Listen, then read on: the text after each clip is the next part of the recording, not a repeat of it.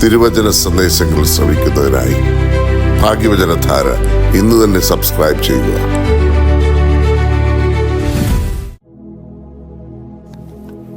ത്രിയേക ദൈവത്തിൻ്റെ ധന്യതിരുനാമത്തിന് മഹത്വമുണ്ടായിരിക്കട്ടെ. ഭാഗ്യവചനധാരയിലേക്ക് ഏവർക്കും സ്വാഗതം. നമ്മുടെ ജീവിതത്തിൽ ഏറ്റവും നമുക്ക് പ്രചോദനം നൽകിയിട്ടുള്ളവരാണ് മുതിർന്ന ആൾക്കാർ. മുതിർന്നവരെ പരിപാലിക്കുന്നതും മുതിർന്നവർക്ക് സാന്ത്വനം നൽകുന്നതും അവരെ ജീവിത പ്രക്രിയകളിൽ ശ്രേഷ്ഠരായി കരുതുന്നത് ഈ വളർന്നു വരുന്ന തലമുറയുടെ ഉത്തരവാദിത്വമാണ്. ആ സംരക്ഷണത്തിൽ അവർ വളരേണ്ടത് ആവശ്യവുമാണ്. നമ്മുടെ ജീവിതങ്ങൾക്കും മുത്തച്ഛനും മുത്തശ്ശിയും ജീവിതത്തിന് പ്രചോദനവും മാർഗദർശനവും നൽകുന്ന ആൾക്കാരാണ്.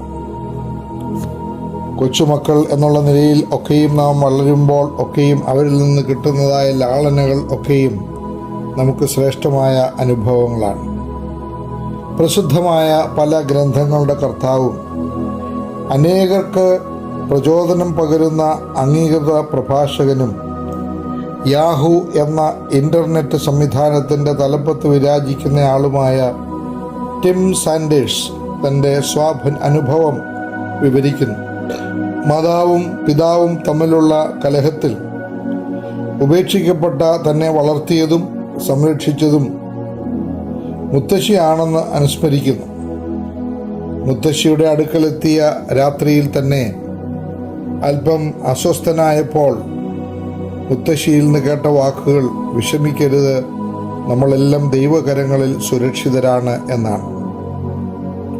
ഒരു പ്രഭാതത്തിൽ അദ്ദേഹം ഉണർന്നു നോക്കുമ്പോൾ മുത്തശ്ശി ബൈബിൾ വായിക്കുന്നതും മുട്ടിന്മേൽ നിന്ന് പ്രാർത്ഥിക്കുന്നതുമാണ് കണ്ടത്. അപ്പോൾ ആ മുത്തശ്ശിയുടെ ബൈബിൾ വായനയും പ്രാർത്ഥനയും ഒക്കെ അദ്ദേഹത്തിന് പ്രചോദനം നൽകി. തൻ്റെ 12 വയസ്സുള്ള അവസരത്തിൽ തൻ്റെ സ്കൂളിൽ നടത്തിയ സമ്മർ ക്യാമ്പിൽ സംബന്ധിച്ചപ്പോൾ അവിടെ പ്രസംഗവും പാട്ടുമൊക്കെ അവതരിപ്പിച്ചു.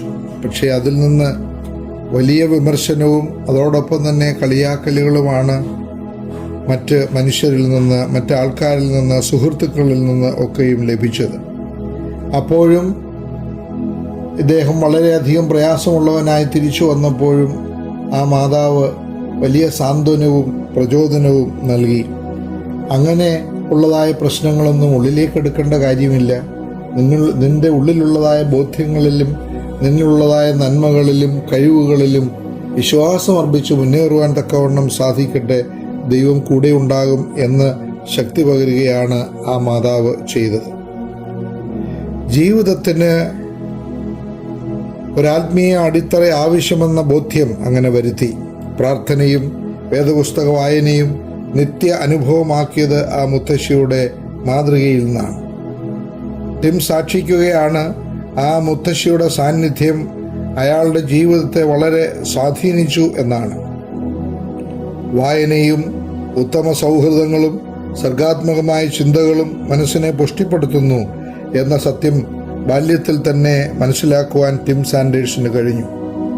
വിമർശനങ്ങളിൽ തളർന്നു പോകാതെ അവയിൽ പ്രയോജനപ്പെടുന്നവ സ്വീകരിക്കുവാനുള്ള പ്രതികരണശേഷി ടിമ്മിന് ലഭ്യമായി. പെർസിസ്റ്റൻസ്, പിന്മാറാത്ത സ്ഥിരോത്സാഹം വളർത്തുന്നതിലും അദ്ദേഹത്തിൻ്റെ മുത്തശ്ശി വലിയ പങ്ക് വഹിച്ചു.